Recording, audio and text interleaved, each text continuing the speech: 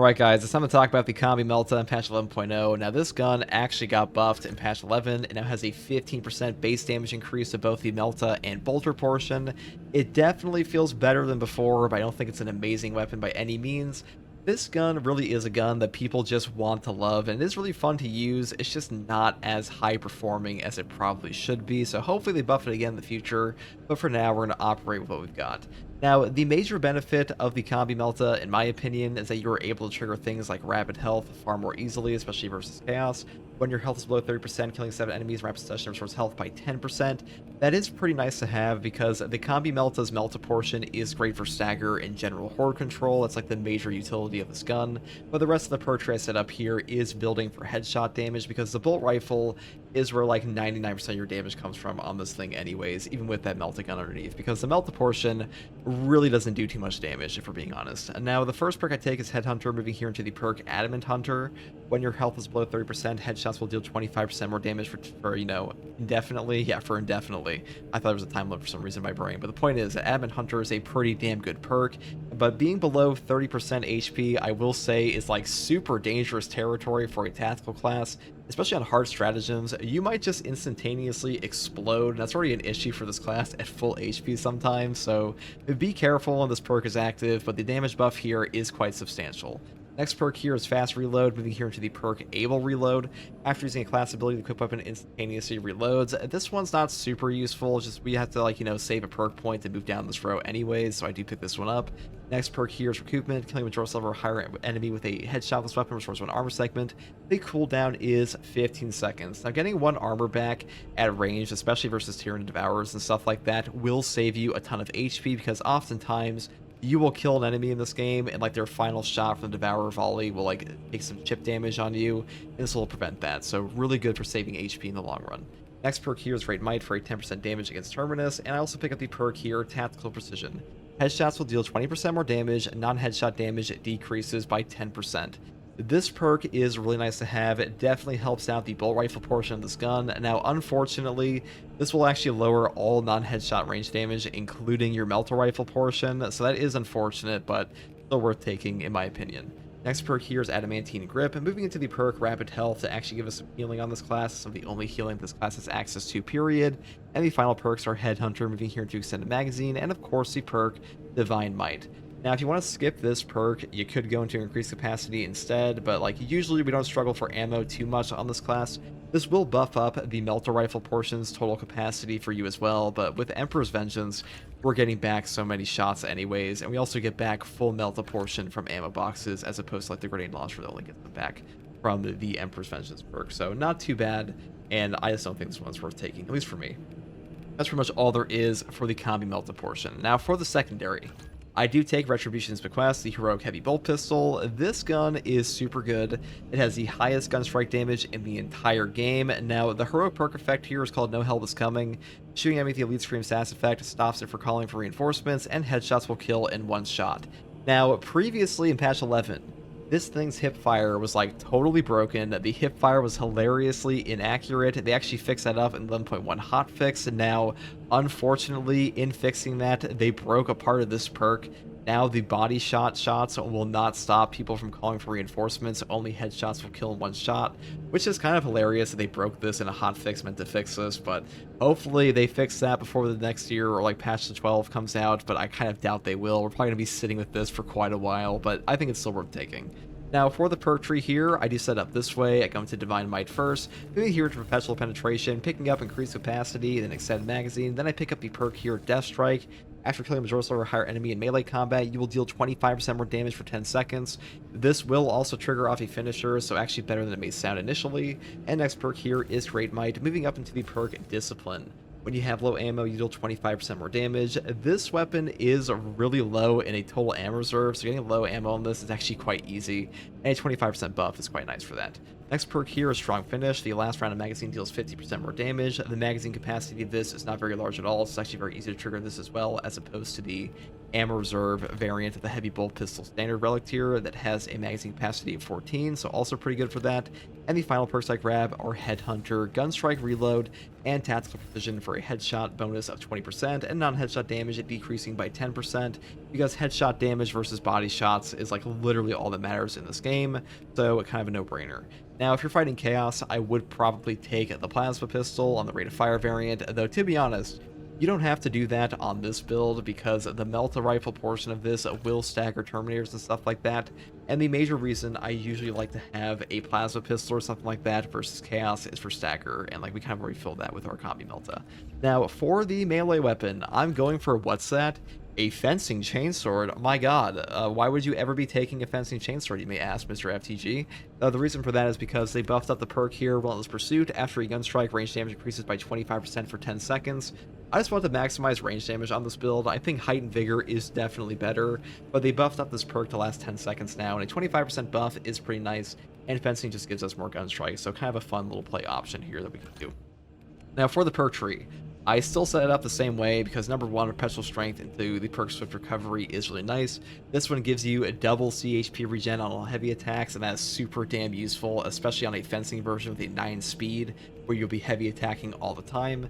Next weapon perk here is Perpetual Strength up into Perpetual Strength, moving here into Reverberating Impact, Combined Onslaught for even more light attack damage, then moving here to Heavy Onslaught for heavy attack damage, Full Throttle for the combo skip, and the final perks are Minoris Slayer and Extremis Slayer. Now I do skip over Momentum Gain because this one only buffs up the damage of your light attacks, and that's just not super useful. It's also up to 30% for 3 seconds on a 3% incremental increase, which is also not very good. You'd have to get 10 light attacks off in a 3-second period to actually get the full benefit from this, and that's not really strong in a 12+ strength weapon, on top of the fact that you can just take the Perpetual Strength perk instead and have a flat 5% instead of building down here into that. So I would definitely just, just skip over this perk. I don't think it's very good, but if you want to take it, I guess you could. Now, for the perk tree here, I do take a balanced distribution first. Your primary weapon deals 10% more damage, but your secondary weapon deals 10% less damage. We do lose some secondary damage on this, but we don't really care too much because we have Relentless Pursuit here on top of Line to Aim to make up for that, and our Combi Meltas we're primarily building around. Next perk here is Relentless Pursuit for the reasons I previously mentioned. Moving here into the perk Emperor's Vengeance. This one will restore a single Melta rifle shot on your Combi Melta every time you get an execute every 30 seconds, so really good for that. And on top of that, this will also just make it so your bolter portion never runs out of ammo, so definitely pick this up. Next perk here is Aligned Aim. Range damage increases by 15% for all squad members. This perk is just super fun to use, though Secure Stockpile is obviously better. And the final perks I grab are Vital Data for more Auspex scans versus Extremis and Terminus, into Precise Calibration for a 75% Auspex scan and damage buff with a 25% reduced radius. On top of the God tier perk Concentrated Fire, your Auspex scans then will last 60% longer, and enemies marked by your Auspex scan take an additional 120% damage, but they lose the mark when they leave the scanned area. These two perks together in a coordinated team will positively nuke bosses. This is a great perk combo for siege mode, hard stratagems, and really any content in the game. The main benefit of Tactical in Space Marine 2 really is as a support class currently because he is so damn squishy that pushing by himself at times can be significantly harder than every other class, but having this will enable your team super well, and Secure Stockpile on top of that is just a god tier combo. You got the boss damage and you have all the horde clear you would ever need, so a really good class for sure. Really great perk combo, though I will say if you want to skip this for battle focus you definitely could, though ever since they nerfed this to not benefit from things like Concentrated Fire, I do just prefer this combo. Next perk here is Radiating Impact. A melee finisher additionally deals significant area effect damage in a 10-meter radius. The cooldown is 90 seconds. This perk overperforms all the time. Having a 90-second nuke for pretty much anything in the game is incredible. You will wipe out Majoris, you will wipe out Extremis, you will do free boss damage, you heard me, that's a stutter. The point is that you will do free boss damage on Radiating Impact. This is a great perk. It does well all the time. Signal Jammer is absolute butt cheeks, and this perk Marked for Death is not horrific, it's just kind of power crept. Now, for the Prestige perk list, I do take Acuity first for bonus headshot damage because headshot damage is all that matters. Skilled Supplier and Reserve increases by 15%. This will affect both your Combi Melta and your secondary. Now, hilariously, this perk is actually better in my opinion than the additional supplies team perk here because this one only affects primary weapons, which is kind of stupid. It should affect everything in my opinion. Maybe they'll buff that one day, but for now, I just like this one. Next perk here is Resilience for Medicaid Sims, restoring 40% more HP, and Fortitude for a health increase of 15%, because this class is ridiculously squishy, and not having more HP will just mean you die sometimes. You will just detonate. You will like pop like a balloon, and having this will save your life. So pretty much always pick this. If you're gonna take any single prestige perk in the entire game for tactical, it would be this one in my opinion. That's pretty much all there is for this build, guys. The Combi Melta definitely feels way better. Hopefully they buff it again, because I just think this gun is something that people want to love in Space Marine 2. People really want this gun to be good because it is a cool gun. It's just unfortunate that it kind of lags behind the Melta rifle and accuracy bolt rifle portions, but hopefully one day we'll take a look at that, and for now we have to work with this. And that is all I have to say in this build guide, guys. Hopefully you like content like this. Hopefully this helped you, and if you do like content like this, subscribe for more, and as always, take it easy. Thank you for watching. Bye. Unfortunate.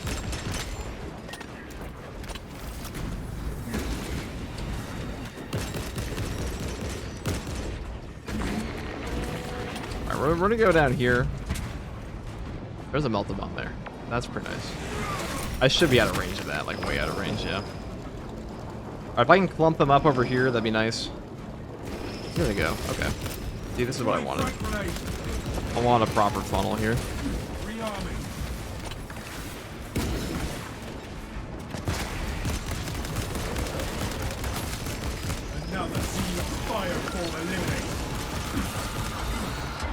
Wow, that still hit me. Was this planet worth such a toll?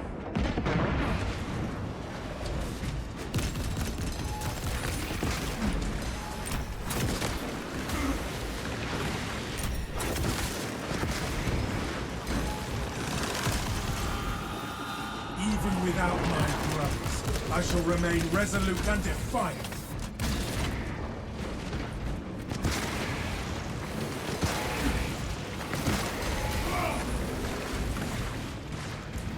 Nothing to do about that. Brace for subterranean rupture. Alright, let's go inside. We should be at a different elevation here, so that shouldn't hit us. Okay. Now we'll hit the sim down here. Resupply. Kind of annoying. That's a lot of guys out there, though. We're not like the best gun ever for this kind of scenario.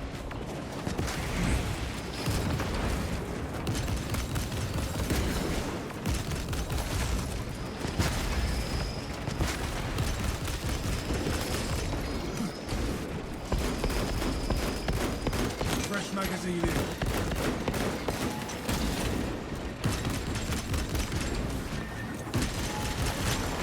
Pathetic tyranny of bondage.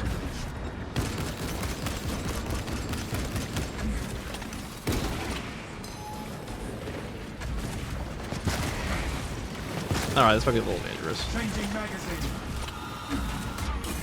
Hit me. It sucks. Get nailed by that.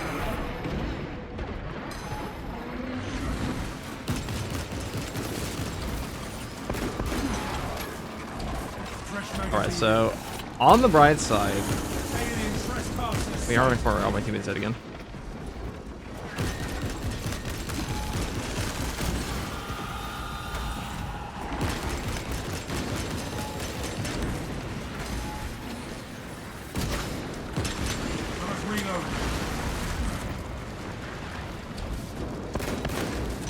Alright, I want to get like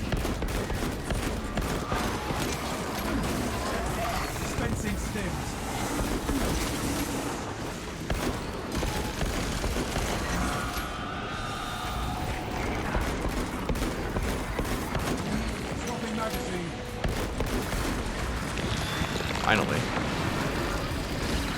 Bit of a break from this.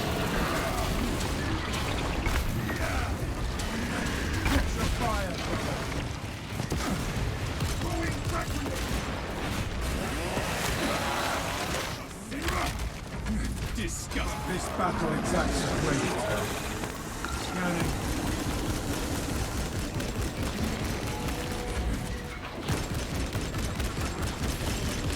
We made our Primarch proud this day.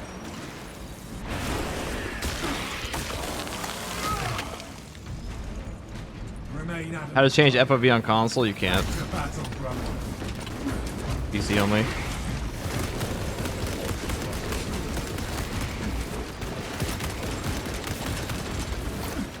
Extra rounds. I don't know about Halo Wars. I mean, Halo Wars is good. That came out like 10 years ago.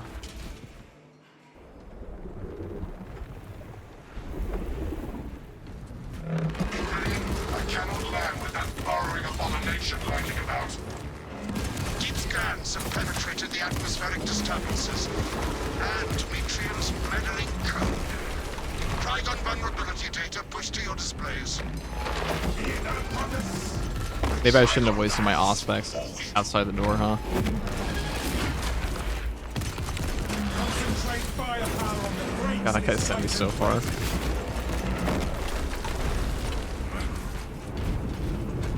up, brothers. Be ready to obey. You got kicked for not using the block axe and a hard strat. You know, I hear people tell stories of like guys kicking and like you didn't take this perk, but like how often does it actually happen? It must be pretty rare because I've never ever. I mean, I don't play with people that often, but like at least random pubs. How often could that possibly be happening?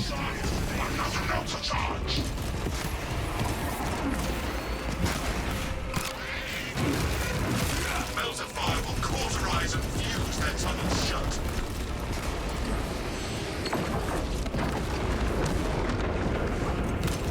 Prospect deep scan ready.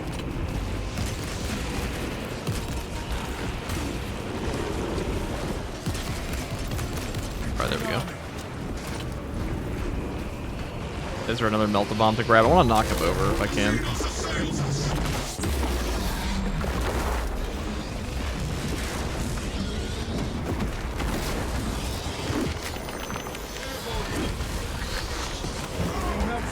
Alright, well.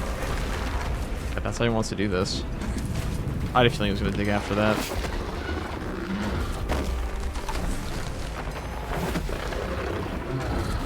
The Halo Wars is good. Though it is kind of frightening that the only good strategy game I can think of on console is Halo Wars, so. But to be fair, it's also the only strategy game I can think of on console, period. Half visual peek.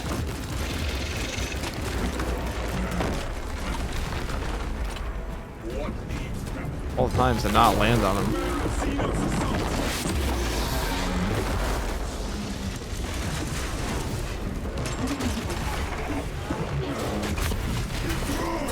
Trigon kill confirmed. I congratulate.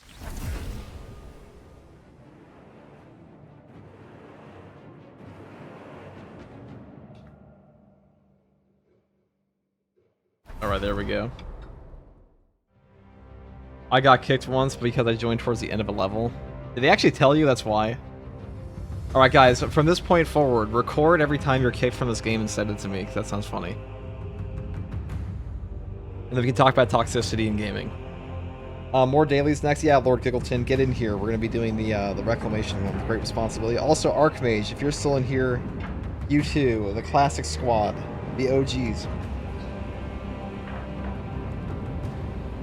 They've added Age of Empires on console, but I never played it. Halo Wars is, honest to God, the only, like, proper RTS I can think of on consoles. It's a bad sign. I only had 5 Extremis that time. What kind of hard strat was that? It must have been all Majoris. Actually, that was a major challenge, so actually that makes a lot of sense.